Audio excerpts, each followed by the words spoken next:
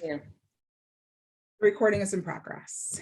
And then our friends who are waiting for us will start to arrive, even though I always have a heart attack, like, oh no. But I know that it's going to happen. And so this is the part while we're waiting, though, that we just talk about our beautiful shelves. Like the both of you are clearly in immaculate locations. And so I'm seeing like fine china behind you, Ali. I'm seeing a library behind you, Jenna. Like, let's talk about what's behind us. Like, what's precious on the shelves behind you? Well, I'm like picking the only neat corner of my house because the rest of my house is not so neat. And my books are in my den, which doesn't have like a seating area. So I'm in the corner of my like dining room where I have some of like my favorite coffee books, and below are bookshelves of hardcovers. And then these is like my grandmother's china from Denmark. So it's been in the family kind of a while. She loved blue and white. So it's where I keep my grandma alive, in this room. Oh, I love it, Ali. So lovely. Oh, that is really lovely. Oh, I love that. Is there anything equally as precious behind you, Jenna? Yes, actually. So I have this plaque that a friend sent me that was my CEO of a Mighty Blaze plaque that I got in like April of 2020 when I was like, my life is so weird. I'm a CEO now. Who even knew? And the plaque made it feel real. And I will show you. You can all see like my dog shirt. Yes. And my butt in my yoga pants, which is what I wear on every Zoom. But I have actually Grand Central, which is the anthology that I am in with Ali and many of our Grand Central sisters, a post-war anthology where all the stories are set in September 1945 when America's coming home from the war. So it's me, Ali, Pam Jenoff, Sarah McCoy, Christina McMorris, who masterminded the whole thing, Kristen Hanna, Melanie Benjamin, Erica Roebuck. Who am I leaving out? I know Karen White. Karen White. Oh my God, sorry, Karen. Like you are. So I have this original copy, and I have something that is extremely rare and valuable, which is an arc of Woodrow on the Bench, which Yes. Ali also has. And we can talk about this more when we're talking about Woodrow, but Woodrow is caught in the supply chain right now. So having print Woodrows is like having the Wonka ticket at this point. Yes, it is. Yes, that's what's behind me. And also a lot of my parents' art books. And my grandfather's art books. So like this is my shelves. And I have to say, and my ego wall behind me. So I have a lot of the editions of my books in my living room for all my visitors to boggle at. But one of the silver linings of the pandemic, like the silver unicorn lining, is that we get to see in authors' homes, which was not possible before. So I'm hoping that that is like some compensation for not being able to hang out in your beautiful store, which I love.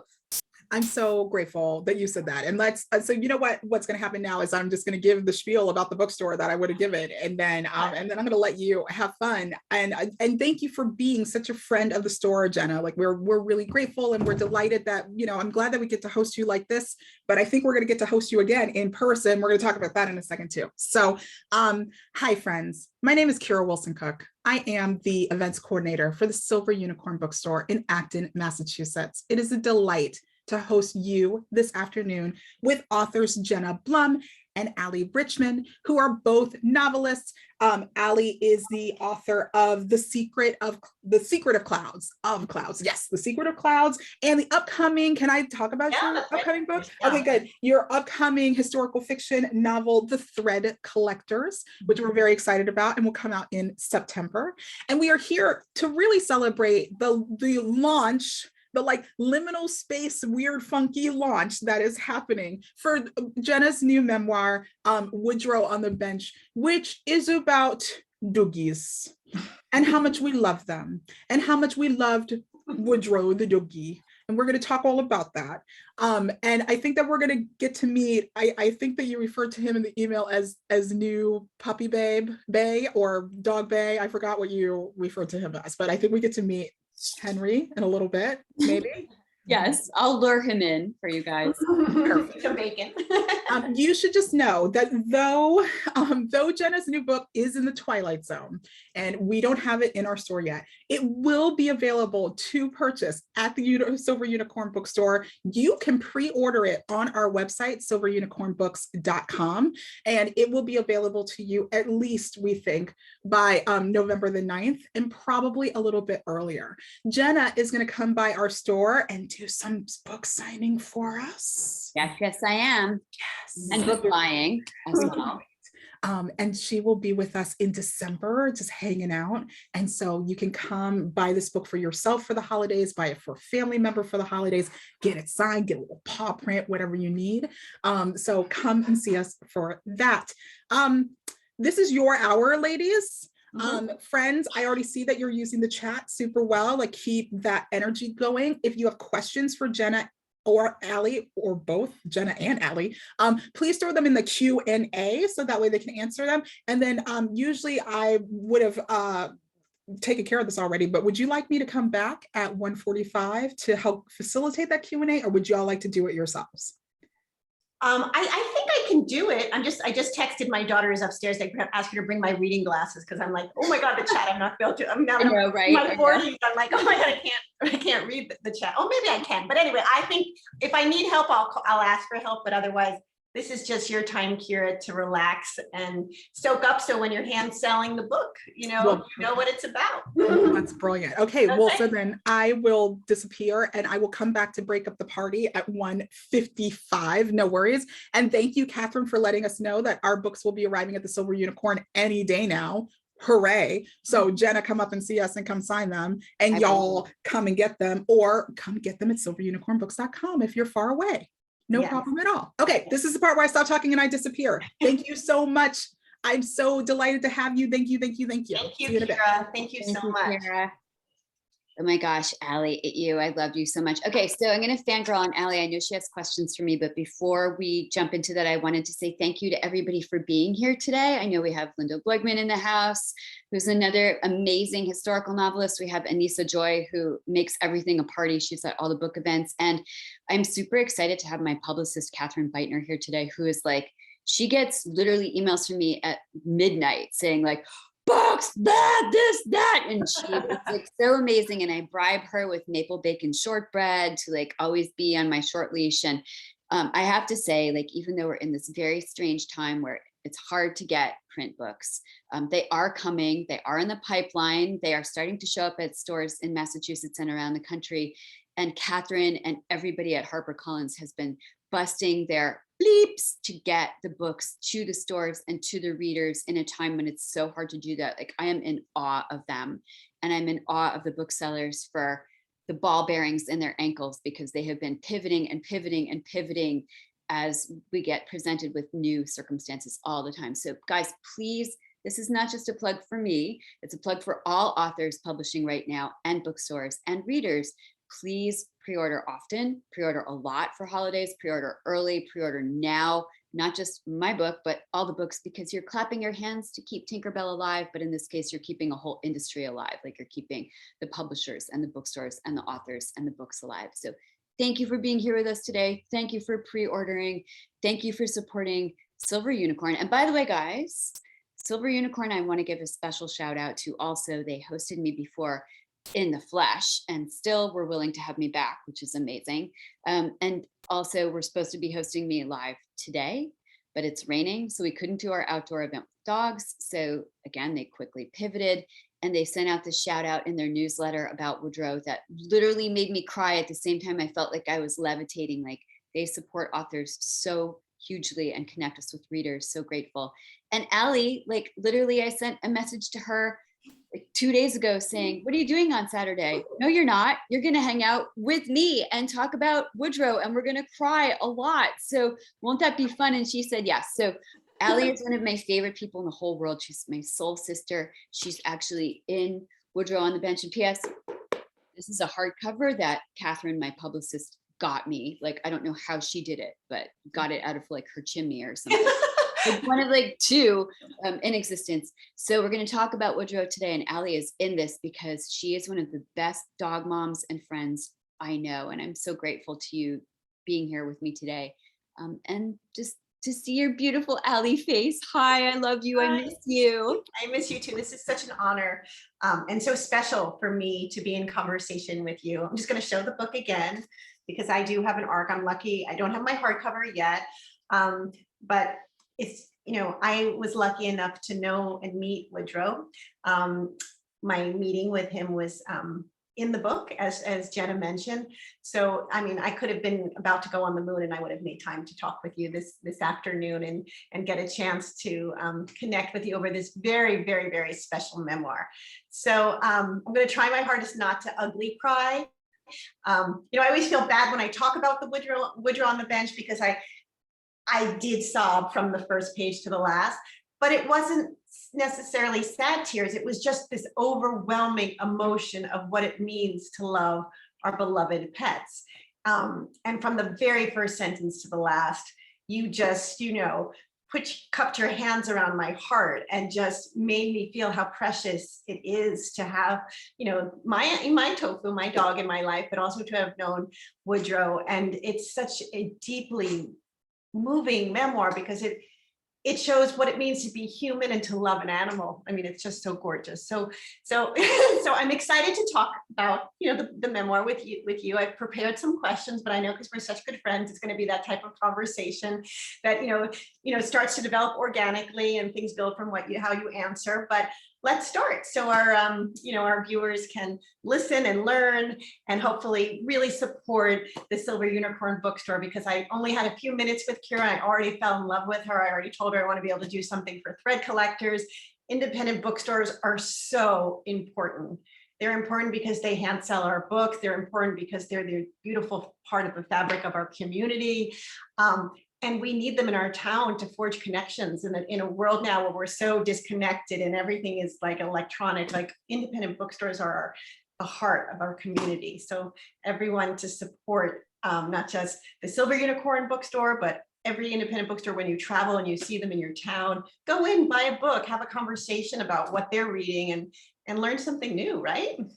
Absolutely. And I know you just lost a bookstore. I know, I didn't want to tell Kira, but we had a bookstore. Gaining one too. We're gaining one, but we had one for 39 years in our town. And when they lost their events, which pulled in all this money because people came to hear the author speak, they couldn't, continue anymore. COVID just sort of wrecked them. So more than ever now, I'm just like vocal, like you do not want to be a town that loses your local bookstore. So let's begin. My first question, Jenna, is that this book is so incredibly poignant. In some ways, it's one of the most powerful and moving love stories I've ever read. It's unexpected territory.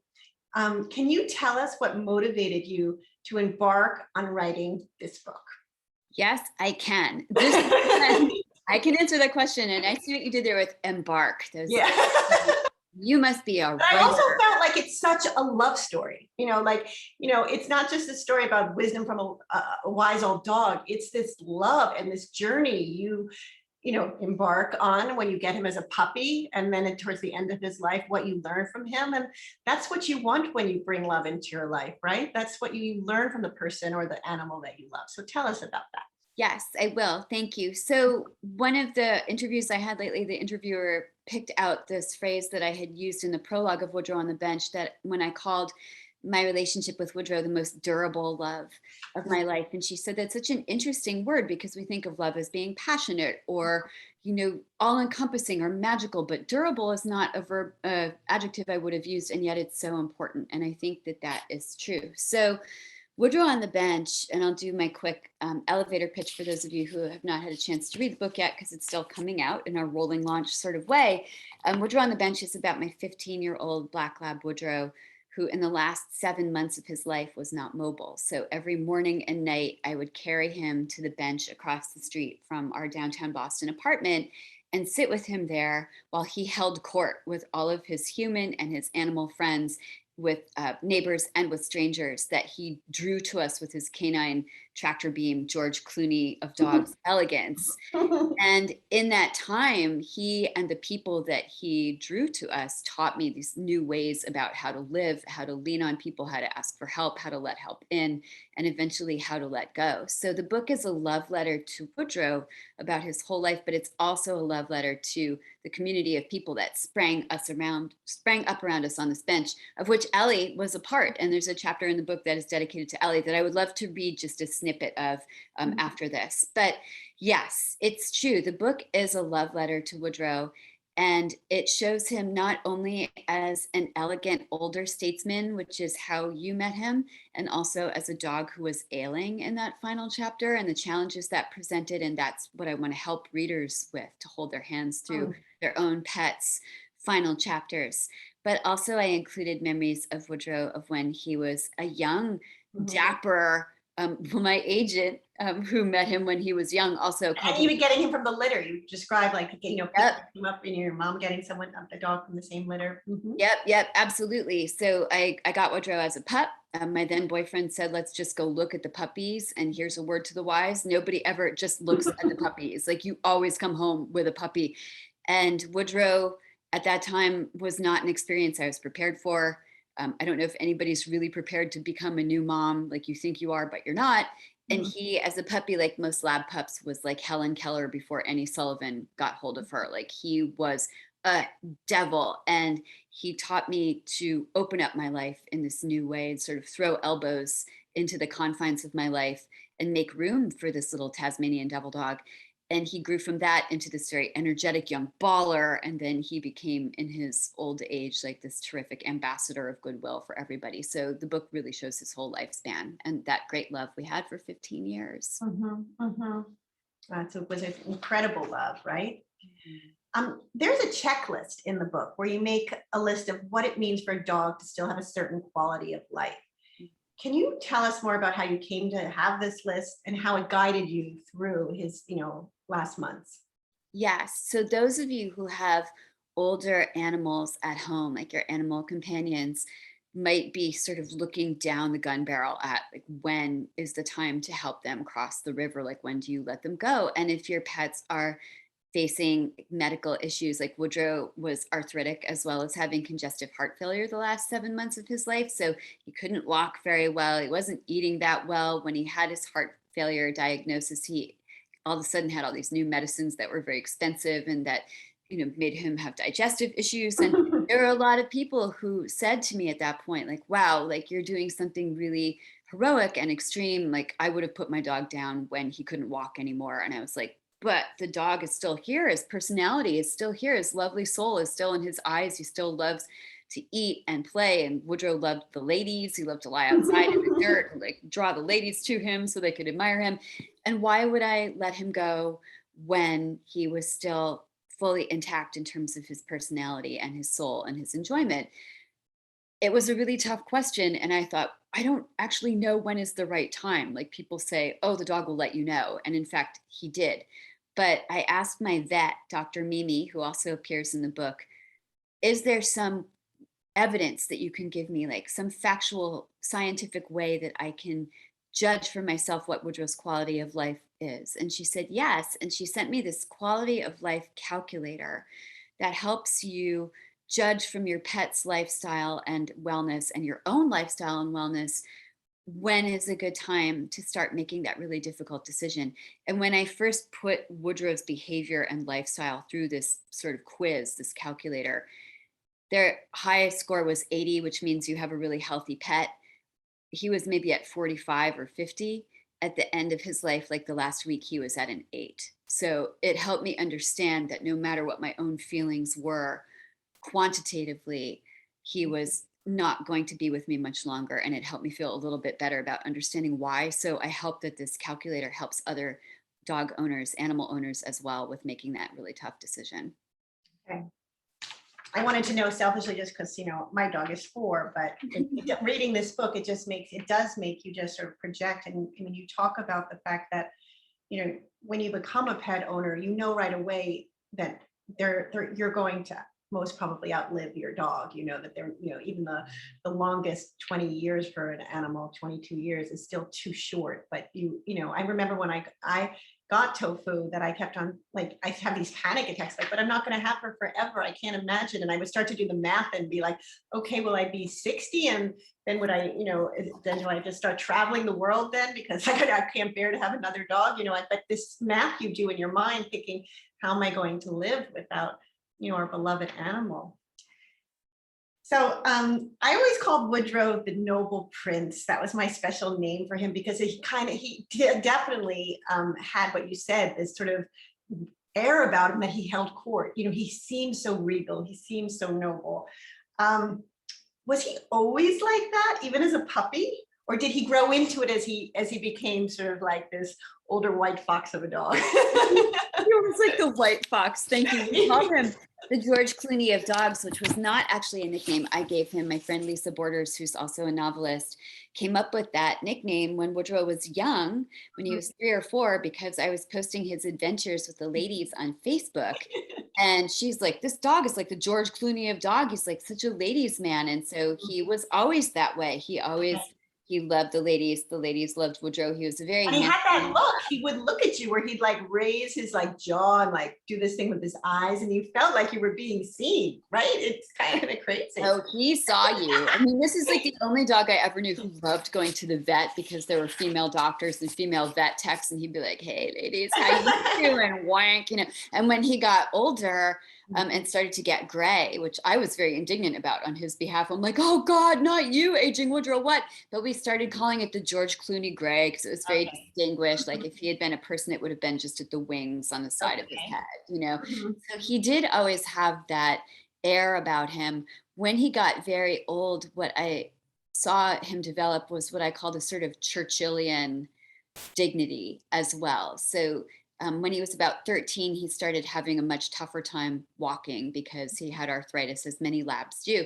But he also was so active as a younger dog. I think his body was just kind of wearing out a little. So here in Boston, I would take him for his walks. We would walk through the Boston Public Garden, which is so beautiful, and the Boston Common. And he would kind of stump along, as if he were like an older guy with a cane. And sometimes I would have to hold him up with his harness, and sometimes he would have a good day and drag his harness behind him. But he just had this sort of impressive ambassadorial air to him, and it really drew people over. Like it would draw strangers over, or like the doormen at our local hotels, or tourists or friends. Like everybody came over to say, like, how are you doing today? And he'd say, I am fine, thank you. I'm doing tolerably well. I am passable. How are you today? And that was kind of the Woodrow voice that was projected into my head as well. Always, from when he was a puppy, sounded like a combination of George Clooney and Barack Obama. So what I also find so fascinating is, like, I've known you probably for at least like 10 years, right? And you're incredibly beautiful and extroverted, and, people, everyone is just attracted to your gorgeous spirit. But when you talk about Woodrow, it's almost like you recede and he comes forward, right? So did you feel that when you were out with Woodrow, he became the focal point, like that you just were like the shadow of this magnificent animal who just even outshone beautiful Jenna? That's such a great question and very flattering. Thank you, Allie. I didn't pay her to say that. Yeah, a good friend. I do want some cream puffs. The last time I saw you, you made me hot chocolate and cream puffs. So. I did. Yes, because I was cooking for the Lost Family then. And so there were a lot of profiteroles in that book. And in this book, I hand out maple bacon shortbread, candied bacon, which I also make PS for people who are kosher or vegetarian. There is a version that I do with Bacos, which are kosher. So I'll make you some and send you some. It's really good. Catherine, my publicist, knows, like I said, I bribe her with this shortbread. I'm not kidding. Like I send her shortbread, she eats it, her guy eats it. She's like, do you have more? I mean, so I'll send it to you guys if you buy Woodrow. So yes, I think that like most dog parents, when I was out with Woodrow, I faded into the background and became only the handler for the George Clooney of dogs. And the dogs really came to the foreground. And you must know this from other dog parents in your community. We rarely know each other's names, or it takes a while to learn the human names, but we all know the dog names. And the dogs are the ones who are the stars of that universe. And I love that. And it's exactly as it should be. So when I was on the bench with Woodrow, when I first started bringing him out to the bench in that 7-month period when he really wasn't well, I thought, silly me, that I would be able to just sit on the bench with my iPad while he lay in the dirt and did his sniffs and watched squirrels and like made eyes at the ladies and whatever. And I'd be able to work sort of unmolested. Oh no, no, no, no. Like I had more conversation with people sitting on that bench in 7 months than I had had in my whole previous life. And all of it was, of course, about Woodrow, like how old he was and what his health was like and where did I get him. And I would translate his Woodrow voice for the people who came to visit him. And people started telling us their stories too, which was so amazing. And it was one of the reasons I wanted to write this book, is that quite unexpectedly, as a novelist who both loves to be around people, loves her friends, loves the public performance, I also need a lot of time alone. And I sometimes don't do small talk very well, and thought that I would hate the small talk on the bench. Again, no, no, no. Like I got the most precious, valuable stories from strangers who came to keep us company. So a couple of examples, there was this couple who was celebrating their 55th wedding anniversary. They came from a bone broth farm in Pennsylvania and were just walking down the greenway called the mall that the bench is on, and Woodrow tractor beamed them in. Like the older farmer gentleman said, "Oh, how you doing, buddy? You got arthritis? I know how that feels." They sat down with us on the bench, told us it was their anniversary, told us about a near-death experience that this gentleman had had where his bone broth brought him back from the brink of death. And then he said, I just have to read a love poem to you today. Do you mind? It's my wife, it's our anniversary. And he like unfolded this poem from his hat and read it to his wife. And she was like, "Oh, you, ha ha ha." And the poem is in the book. The farmers are in the book because it was just an example of the kind of energy that Woodrow drew toward us every single day. So he was always at the forefront, and these people were too. It's beautiful. I remember that chapter with the bone broth. That was so beautiful. So I'm going to dovetail into that. So I said I was so touched that you decided to include my family and me in Woodrow on the bench. Can you tell me why, of all the bench stories, because you must have had hundreds, why you chose that one in particular? I selfishly just need to know because I can't. Oh, you need to know. It's so delightfully rosy right now. And you also gave me a chance, if you don't mind, guys, I wanted to read a little bit, like do a 2-minute reading of the part of the book that Allie is in. One of the reasons that I included Allie and her family in the book is not just because she's a dear, dear friend of mine, but because it was so extraordinary that she showed up at the bench, because she lives in Long Island and the bench is in Boston, and I didn't know she was coming. So I'm going to read you this and it will answer your question a little bit. Okay. So, buckle up, guys. I'm going to read a tiny bit. This chapter is called Allie and Co. I'll do like 5 minutes. One evening, I'm sitting on the bench as usual, iPad open on my lap, Woodrow taking the breeze, when I hear someone calling my name. I look around and I see my friend, Allison Richmond, the novelist, walking toward me, flanked by 2 men. It takes me a couple of seconds to realize that what I'm seeing is real, not a hallucination bought on by too little sleep and too much post-midnight Woodrow care. Allie does not live in Boston. She and her family have a gorgeous F. Scott Fitzgerald house on Long Island on the Sound. Yet here she is, waving merrily at me, drifting across the grass like a heroine from one of her own book covers, in a navy A-line dress, dark red hair, and a gently waving bob. Allie, like me, often writes about World War II. "Hello," she calls. "I knew we would find you here." "Allie," I say, "is that really you? What are you doing here?" "We had a college interview for Z," she says, indicating her tall, handsome, dark-haired son. He towers over Allie, which is really saying something since she is a willowy and graceful 5'11". "I thought we would come and surprise you and your prince. I couldn't remember your address and I didn't want to give it away by asking, but I knew from Facebook that the bench is on the mall, so we've been walking up and down until now. We have found you." So I'm going to skip ahead a little bit, but this is one of the reasons that I included Allie in the memoir. It's like, who does this? who who is just building this into their college visit experience for their son and surprising you and appearing out of nowhere when you're like in your yoga pants with dog food all over you and your dog is sick? Like that's the kind of thing that happened with Woodrow, and Allie's such a great example of this generosity. So I'm going to read a couple more pages and I'm skipping ahead to the end of the chapter. I've just gone inside to help Woodrow inside, and then we're all going to go out for ice cream, but this is what happens now. Outside, Allie and Z are still on the grass where Woodrow was just lying, a mother and son impressionist painting. Allie looks up at me and smiles, but her expression is also a little wary, not because of me or Woodrow, but because of what Woodrow's age portends. The reason I trust Allie with the truth about Woodrow's infirmities is that Allie is a dog mom too, to Tofu. Tofu is a tiny white coton de Tuileries, which I'm mispronouncing. It's perfect. Thank you. Coton de Tuileries, basically a powder puff, who when I stayed at Allie's house on tour, climbed into my suitcase and slept there overnight. Allie dotes upon her human children, but Tofu is her baby. She carries Tofu around, scooping her up and cradling her against her dress's elegant bodices, kissing her fluffy white head. The last event I had with Allie in Florida, we went back to the hotel afterwards and had pina coladas by the pool, even though it was sprinkling a little, and we were the only people outside beneath the heavy gray-bottomed clouds. It was such a luxury to spend time together, to catch up each other's writing lives. And I told Allie about Woodrow and asked after Tofu, and suddenly, in the midst of giggling about some silly thing her dog had done, Allie's incandescent face creased, and she started to cry. What is it? I asked, alarmed, and Allie said, I just can't stand to think of losing Tofu. I love her so much it hurts. I can't stand to think about the fact that she's going to die. Allie, I said, I couldn't help laughing. You've got a ways to go. Tofu is 2. Okay, so I'm crying now again. I knew we were gonna do this. I know. I'm sorry to make you So cry.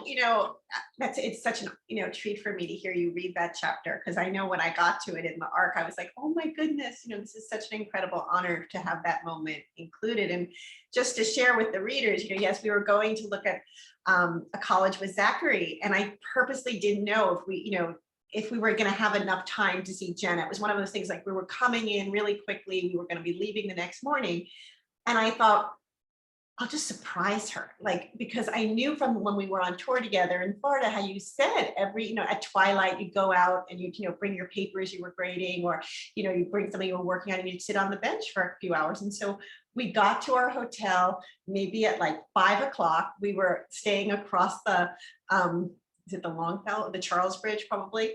And so I said, and we had made reservations at Zachary's favorite Boston restaurant. And I said, can we just walk down the mall and see if she's on the bench? Because if she is, I just want to give her a big hug, and Woodrow. And so they thought I was crazy, my son and my husband. They were like, she's not going to be there. I'm like, I just need to do it. I just need to see, because if she's there, I want to see both of them. So we start walking. And then as we approach, I see this beautiful blonde woman with this, George Clooney black lab sitting by her, with her laptop on her knees. And I was like, she's there. And my son was like, what do we do? And I'm like, slowly just surprise her. And it was just so joyful, right? It was like everything sort of aligned that afternoon, or that, not even that afternoon, that, that dusk, and that we could see you and then make plans to have ice cream later. So it was just very, very special. It was magical. And you asked, why did I include that anecdote in the book? And I included it because of your extreme generosity in building us into your plans, making it a surprise, and your kindness also. Like when Allie came, Woodrow was, I think it was his second to last month, and he was moving very, very slowly and creakily. And so I had to take him inside before we went to get ice cream, or it would have taken us 4 days to go and get ice cream. He just was not moving quickly. And it was hard for me and a little embarrassing to be truthful with people about how we were living at that point, because my life was really revolving around Woodrow, and he was in extreme elder care. So I knew I had to kind of walk him around and then take him inside. I had to carry him up the stairs in my apartment building. And it took a lot of time. And I was like, I don't want to hold up your plans, you guys. I know you're going to go out to dinner and we don't have to get ice cream. It's enough just to see you. And Allie was like, no, it's fine. Take Woodrow inside. We'll just wait here. It's fine. And she sent her husband in with me to try and get him up the stairs. And just that level of understanding made me know that it was okay. This is embarrassing. I cry too. See, but it made me know it was okay to be honest about things being hard. And that is one of the lessons that Woodrow taught me by allowing my friends in, people I trust and love, like Allie, who got it and who said, we don't care if you're stinky and covered with dog food. We love you. We'll help you. I didn't know that before. So thank you for that. It was amazing, really. Like it really was. And uh, also I included the anecdote in the book because Allie's such a dedicated dog mom, as you heard from her example of like over her dog's death, and her dog is 2 years old, you know. So we know, like the other dog parents, like we get how important these relationships are. They're not just dogs, they're part of our families, and they're, you know, creatures who we revolve our lives around and rearrange our lives for. And I'm so grateful for your understanding about that. I'm grateful to cry with you. Like really I am. Like it's a bonding thing. I just love you. Thank you. I love you. I have to gather myself.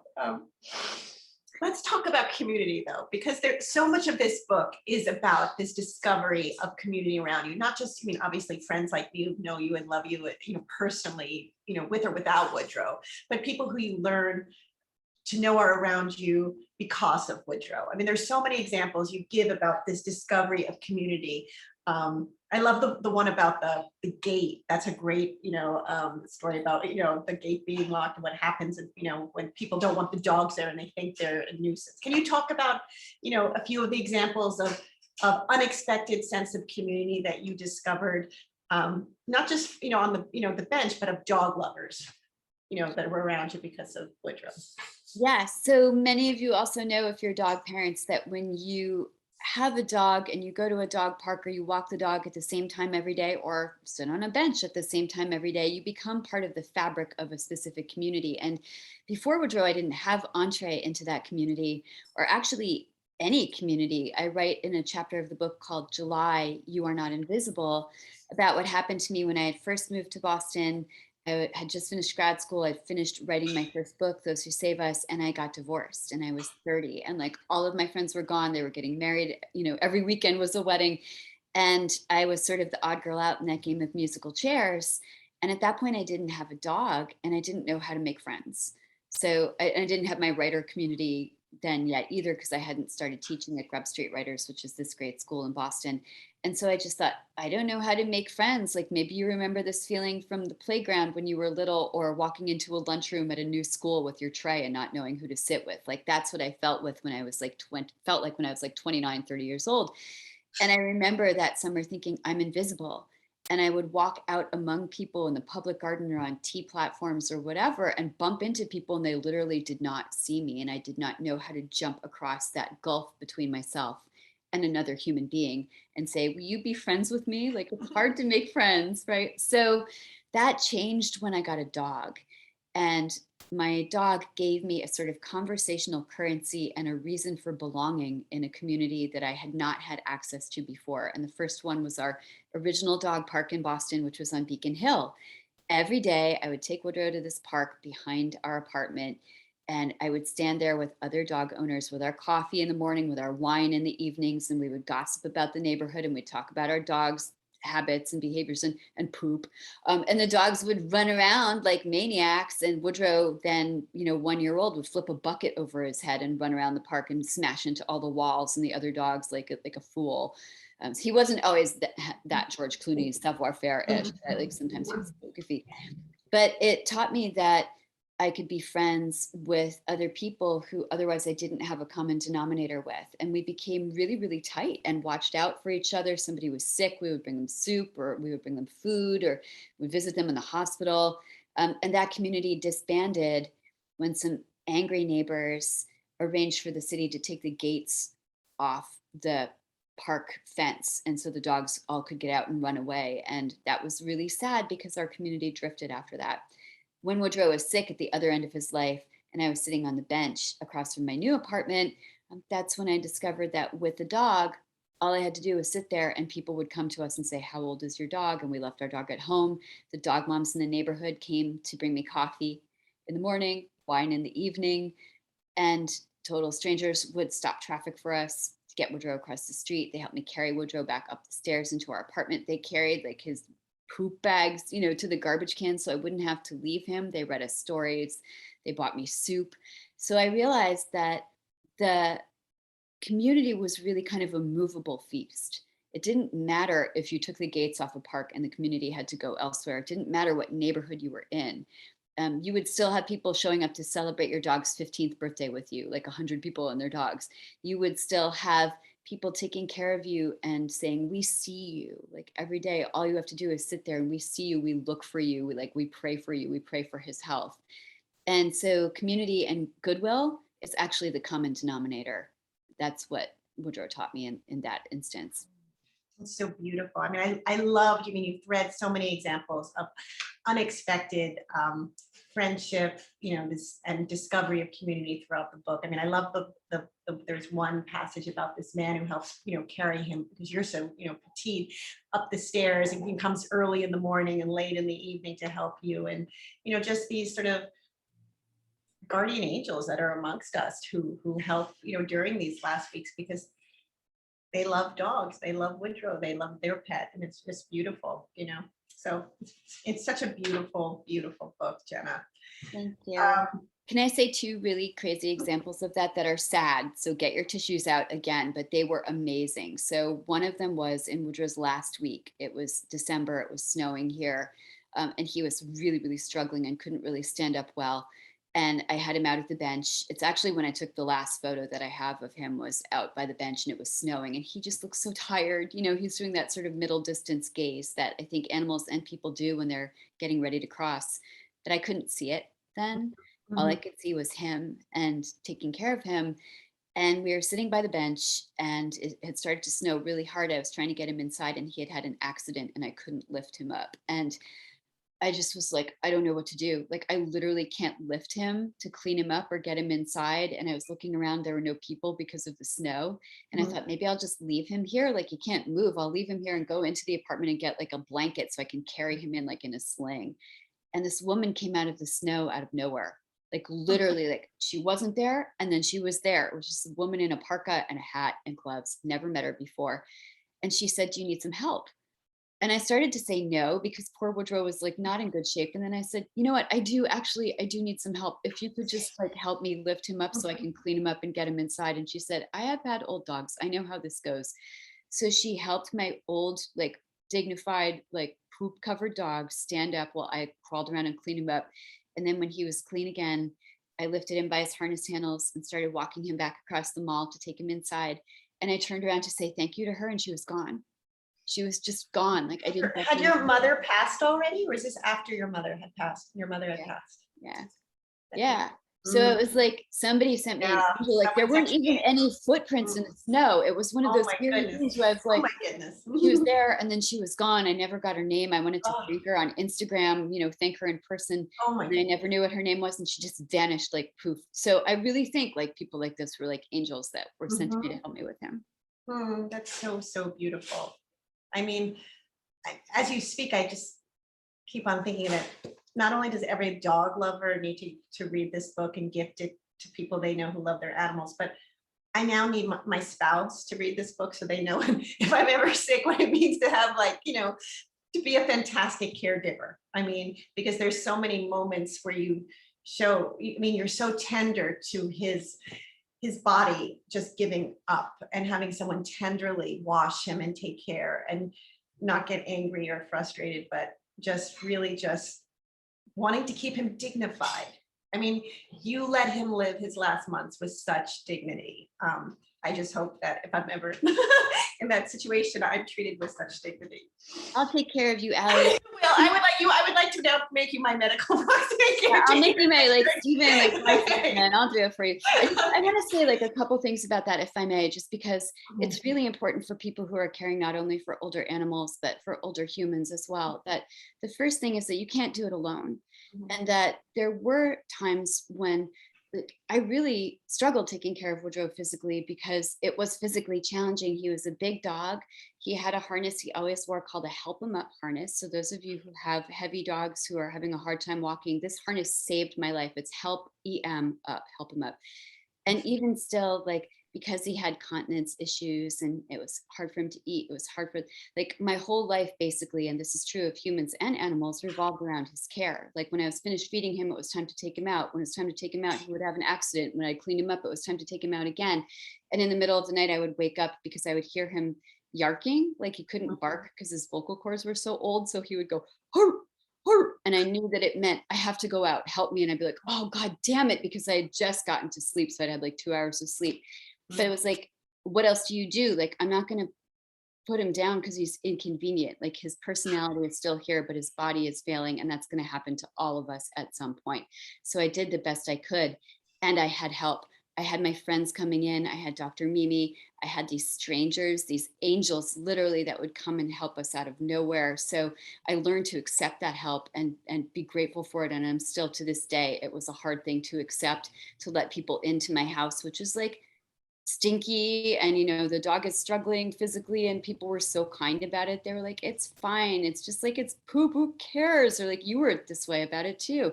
I mean, you know, feed him, take him out, take your time, it's okay. Do you need help lifting him? Everybody was so kind. The other thing is that if you're caring for somebody who is old and their body is failing, it's hard, and you will be cross. And this is the thing that I still can't forgive myself for. But there's a moment in this book, in the November chapter called Thanksgiving, when I had a night where I was really cross with Woodrow, and he was really suffering. We were outside, it was sleeting. We'd been outside 3 times that day. I was exhausted, and we were marching around in the sleet and the mud, and I was dragging his poor old body around. And I was saying, hurry up, dog, like, hurry up. Like, we've already been out before. And he was just so old, he couldn't help it, you know? And I remember then talking to Jim, who was now my friend, who was my former fiance, that night. And I was crying convulsively and saying, I was mean to Woodrow. Like, I was cross with him and he couldn't help it. He's just old. And I felt so bad. And Jim said, you know, when my mom was on hospice care, I heard one of her caregivers saying to another, like, you're really tired. Go outside, take a break. I'll spell you. And he said to me, you're doing this alone. You don't have somebody to spell you. What you're doing is physically challenging and emotionally draining. Give yourself a break. Like, you're doing the best you can. And it was such wise advice. I couldn't take it. I still have not forgiven myself for being mean to Woodrow. But if you're struggling with elder care and giving that kind of end of life care, it's hard. Like, do as much self-care as you can, accept as much self-care, like other care, as you can. Be gentle with yourself, be kind with yourself. It's really hard. And that's okay. Yeah. So one of the hardest scenes for me to read in the book was when you were trying to get Woodrow back home to his bed for his last moments. It's so hard even to speak about it. So I love you, Allie. What? I'm sorry to put you through.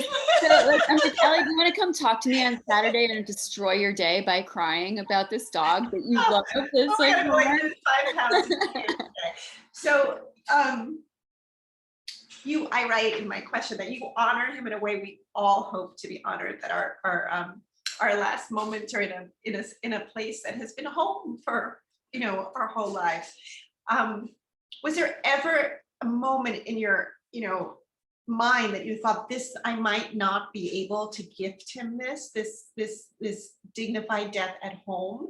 I mean, it's very harrowing as you read it. Like, is it going to be possible? The vet that's on call is sort of not on board with it. You have to bring in like an army of people who are saying, we can make this happen. And I think it's this like crescendo at the end where you see Dr. Mimi, who helps you do that. You have friends who come over and help you with it. But I mean, was there ever a second that you thought, I might not be able to do this? yes. And guys, if you don't want to know, I guess this is a spoiler. It's the last chapter. And also for those of you who are struggling with having dogs who just crossed or are about to cross and it's too hard, just skip that chapter. You can just skip December. Like, you know what happens, you know. But in this chapter, I described letting Woodrow go. And so if you don't want the spoiler of that, like, plug your ears for a few minutes. But I'm sorry, I'm so no, it's fine. No, I think it's important, actually. And somebody apologized to me on an earlier interview for talking about death. And I was like, part of this book is about death and grief, and our grief being proportionate with our love, and also saying, what is a good death? Right. You know, What is that's what I'm asking. You know, what is a good death? Like, their deaths and death. And I know this from watching my mom pass, and also, you know, we all go through loss. We all will go through loss. Death is not a respecter of what we want. And sometimes it's violent, sometimes it's fast, sometimes it's unexpected, sometimes it's ugly. Like, we don't get promised a good death in this life. So what Ali just said about, like, I hope somebody is as tender with me when I'm old and infirm and, you know, can give me this sort of good passing. We don't all get that. And I was really committed to giving that to Woodrow if I could, and I knew I might not be able to. But what happened is, like, sort of as an overview, he was really sick one night. I took him to this fantastic animal hospital we have here in Boston called the Angel, appropriately, Angel Memorial Animal Hospital, where he had been many times before. And they were like, he's not going to make the night. And he's in pain. And they told me why. And I was like, no, that's actually not true. And they're like, yeah, it's true. And the vet on call didn't want to let me take him home from the hospital because she said he's really in a lot of pain. And I think she didn't believe that I was going to do what I said I was going to do, which is have my home vet come and do this for Woodrow at home. And I had arranged with Dr. Mimi, our home vet, to, when it was time, come to our house and help me put Woodrow down. And she and I had rehearsed it. Like, she was the one who gave me the quality of life calculator, and I asked her all the questions, like, what happens to his old dog body, like, can you take it, like, where does it go, you know, and when do I know, like, when is it time? And she walked me through all of this, so we had practiced it. So when I was in the hospital and the on-call vet said, I don't want to let him go home with you, I called Dr. Mimi, and it was 5 a.m. I called her like 5 times. She picked up and she's like, what is it, love muffin? And I was just like, I'm at the Angel, and everybody knows what that means, especially because she knew Woodrow was, you know, not going to last very long. And she was like, let me talk to the vet on call. So she did. And the vet on call agreed to let me take him home. And she gave him a ton of morphine. And as Ali said, I called in like this army of beloveds to help me. My friend Kirsten just happened to be staying overnight that night on my couch. Just as a total coincidence, she went out and held a parking spot for me. Like, my friend Jacqueline, who was like this gorgeous woman who's a poet and she's a bodybuilder, like, came over and helped me carry Woodrow up the stairs. And we were all like crying convulsively. And Jacqueline was like, this is such an honor. Like, I want to be the honor guard for him. And then Dr. Mimi came and she helped us. She helped Woodrow cross.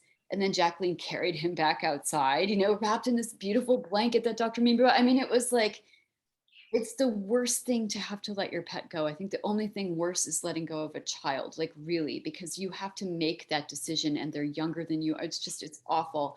But in terms of being able to see my dog out of the world, there was no better way to do it than peacefully on his bed, surrounded by beautiful crying women, just as he would have wanted. It was so dignified. And really also was. all his toys, like his stinky chicken, his hot dog, avocado, his avocado with a tennis ball pit. Like, he knew where he was, and he was surrounded by love, and it was peaceful and dignified and quiet. And may we all get that kind of passing. And Dr. Mimi said afterwards, Jenna, I know this was so hard. You gave him this, and we can't do this for people. And I wish we could. Like, I wish we could help people who are suffering in their lives in this way. You gave him a really good death. And she was right. Yeah, she was definitely right. Okay. So Sorry. I did better than I thought, because I am an emotional person. One of the things we love about you so much is that emotion, passion, and sensitivity is in all your books. And it's one of the things that makes me love you so much as a friend. So I'm so grateful. Thank you, friend. So let's go to the chat. So put my reading glasses on, because it looks like we have a lot of questions. A lot of comments, that's for sure. We have comments. If you guys have questions, this would be the time to ask any definitely, questions. because a lot of this is just how much, how positive this is, this chat has been, and how everyone wants to make you their power of attorney or caregiver. So does anyone have, I'm trying to see if there's any questions, because you can also ask us questions, not just about Woodrow or about me, but about Ali and our books, and what is coming up next, and what it's like to be historical fiction. And Ali and I like toured a lot together, so we can tell you stories. You can ask us all the questions. Oh, Linda. So Linda Legman is an amazing friend of ours, as I mentioned at the beginning of the chat. Another historical novelist, and Linda has a new book. I just saw her first pass pages on Facebook and Instagram yesterday, and it's called The Matchmaker's Gift, right? Yeah, right. Am I right? Tell us, Linda. Tell us in the chat. And she also wrote an amazing book called The Two-Family House and also The Wartime Sister. So like everybody check out Linda's books. So Linda's question is, do I talk to Henry about Woodrow, which is such matchmaker's gift. Thank you. You were right, Allie. Good job.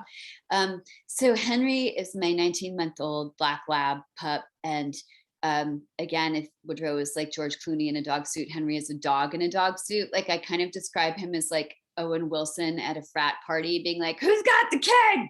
You know, very sweet, very athletic boy. And I think, you know, Woodrow is like literally on my mantle, like looking down at everything. And he, in my mind, calls Henry the whippersnapper. And he's just like, oh, I see the whippersnapper is doing something stupid again, you know? And Henry is like, why are you always talking about the old dog? So they have this sort of sibling relationship. And I don't talk to Henry per se about Woodrow, but I feel like the two dogs are aware of each other's presence. And even though they have this sort of fractious sibling relationship in my mind, I think Woodrow's actually really happy that I have a new dog, even though he is very adamant about the fact that he will always be the number one dog. Like Woodrow will always be like the top dog, the alpha, right? And Henry will always be like the late comer. And Henry is meanwhile like, okay, that's I still get bacons and hamburgers, and that's all I really care about. So that's like the way that relationship goes. Okay, now you all think I'm totally insane, but that's fine. No, I love the voices. It's like incredible theater. Did you have, this is from Anissa Armstrong, did you have a lot of times during your writing that you had to stop for several days of writing as it was just too hard? That's such a great question, Anissa. Thank you. I'm always so happy to see Anissa. No, actually, I knew when I was writing Woodrow that there would be that last final chapter that was hard, and there were other chapters that made me cry. And I should also point out that there are many chapters that I like laughed all the way through, mostly at Woodrow's voice, because Woodrow was actually very wry and very funny, I think. And readers who've read early copies of the book, like influencers, have written to me to say, like, I love the dialogue between you and Woodrow. I talk the same way to my dog. Like we all talk to our dogs. We all have weird nicknames for our dogs. And dogs are so silly and they give us so much pleasure and joy. And I tried to put as much of that in the book as possible as well. So it's not just a total weep fest. Like you will laugh and you will cry. I mean, there's several passages that make you laugh, you know. I hope so. I hope so. But there was that final chapter when I knew that I would have to write about letting Woodrow go that we were just talking about. And when I wrote Woodrow, it was during the pandemic. I was running my company, which is called A Mighty Blaze, with my team of like 35 amazing volunteers. So I was kind of writing with one hand and running the company with the other. And the way I write any book is to make an outline, break it down into chapters, break it down into scenes, and then put that on my calendar. So I always know what scene I'm going to attempt to write that day. And that's exactly what I did with Woodrow. I got up a little bit earlier every morning and I would write a scene every morning before I jumped onto the Blaze. And it went pretty much like clockwork. I built in revision time too, because you know you're never going to get all the scenes exactly right out of the gate. But that last chapter, that December chapter, I knew I could write only in one day. Like I was like, I can only do this once. I will only have the strength to write it once. And I looked at it on my calendar and I woke up on that morning and said, okay, today's the day that I'm going to write that really tough chapter. And I sat down to write it and I was writing away and it was coming out very quickly and cathartically. And halfway through, I was crying so hard that I had to get up and go into the bathroom because I couldn't see. And like, I needed more tissue. Like I had started with like a roll of toilet paper and I needed more tissues. And I looked at my face in the mirror and I was just like ravaged. And I said to myself, I don't know if I can finish this. It's so hard. And then I thought, but you have to, like, you just have to get through it, just power through it, because the point of the book is to hold people's hands while they're going through this process. So I went back to the table, I finished writing the chapter, and then I sent that photo to a couple of people and was like, I'm done. And like one of them was like to my friend, Stephen Kiernan, and he was like, oh, honey, you really went there. And I was like, I really did. And this is what I do for Woodrow, most importantly, but also for readers, like to let them know, like, I know how hard this is. And then there's also an epilogue to the book. So I'm not leaving you like with that. It also gives, I mean, it was empowering to read also because you think it makes even like a pet owner who has a younger dog think, that they can learn from what you did, and to know that you have these conversations with your vet and say, like, what do we do when it gets to this time? Can I call you at 5 a.m.? Can we do this if possible? And almost like have a death plan, like, in your drawer to know, so that you're not thinking about it at the last moment and be unprepared. So it gives the reader wisdom, and knowledge. So it's such a beautiful, beautiful book. And again, just because I'm crying, don't be afraid of those tears, because they're the tears in the best possible way, because it's a book that has so much heart and so much love, so. Allie. I kind of love when Allie cries, because her face just becomes like incandescent, which is how I described it in the memoir. But this is what I mean, you guys. So when you buy the book and you read the book and you see that description of her crying over Tofu, who's only 2 years old, you now know what I mean. You get a visual. She glows when and if she you cries. buy the book from the Silver Unicorn, I'll send you a picture and you can put it in as a visual. Give it extra impetus to buy the book and support the bookstore. Oh, that is amazing. But I mean, see what I mean? Like, she glows because when she cries, she's crying out of passion. And I just think it's such a rare and beautiful thing. And that's what Allie brings to her books. And it's also what she brings to her friendships. Tofu. This is Tofu. This is my sweet puppy. She's 4. So while I was reading your book, I was thinking of how much I love her. And, as authors, we spend so much time by ourselves, and any type of noise or, soundtrack in the background can be very distracting, but the quiet of a dog and the heartbeat of a dog next to you as you work, it's the most comforting, wonderful thing, right? It really is. It really is. Henry is very bored with the Zoom. I tried to get him to come over. He was like, no, I'm so done now. And by the way, this is how you know he's becoming a mature dog, because when I was first Zooming during the pandemic on the Blaze, he would get every single squeaky toy he possibly could. Like a toddler. Violently against my legs. Oh my gosh, who is that, Kira? Mm-hmm. So I don't know. This is Cadsway. Oh, good. So great. Oh, let's see. Oh, I got her up from her now. She's like, what? Yeah, she was like, I was asleep in. Yes. Yeah. She really is. Oh, well, now she's good. Now she wants the belly rubs. She's gonna make me go all the way down there. Yes. Okay. This has just been one of those events where it really is. I cried and I giggled, and I have to say, I just so deeply appreciate the love between the two of you, the sharing not just of craft but of family. There's just so much soul here. We don't get a lot of that in general right now. So I just want you to know just how much of that came through. Wow, just like it's just wow. And I mean, if that's not the best advertisement for a book ever, I don't know what would ever convince you to buy a book. Y'all need to go get this book. You do need to get this book. You need to get it at Kira's store. I mean, sure. Kira, do you ship nationwide? Do you ship? We do ship nationwide. I'm so glad you asked that question. Okay. Okay. Yes, indeed. We do. So you do that. Because I'm going to contact you to send some books to some people I know for the holidays. So that is excellent. Yes, please. Yes, please. So get your signed copy. Like get on silverunicornbooks.com, y'all. Okay. Make sure that you say, I would like a signed copy, please. Yes. And then we will ship that signed copy anywhere and everywhere. Like make that happen, y'all. Yes. Yeah. Okay, perfect. Yes, that's what we are all going to do, readers, authors alike. So we're going to support you and keep Woodrow's legacy alive, and remind us about the love that's around us, both in our pets and also our friends like Jenna. Yeah, and Allie, and don't forget to buy Allie's books as well. She has like 12 books and they're all beautiful. And if you are historical fiction, you should buy all of her novels. And if you want to read contemporary fiction, you can buy The Secret of Clouds, which is behind her. Books make the best gifts. So again, order now for holidays, order often, order lots of books. We thank you so much for it. And we're so grateful that you were here to talk to us today. And Kira, thank you again for hosting us and letting me see my dear, dear friend and her beautiful face and her beautiful dog. Absolutely. Well, it's been such a pleasure, y'all. Thank you so much. Allie, we hope to see you again in September for your new book. Yes, definitely. Can't wait. Oh, all right, everybody, go kiss a dog. Go kiss Allie. Oh my God. Here Yeah. goes. Tofu. Oh, Like go my give the dog girl. a treat, everybody. Stay safe out there. We will see you next time. Yes, goodbye. Thank you. Bye, Thank you, y'all. everybody. Thank Bye. you. Love you. Love Bye. you. Bye.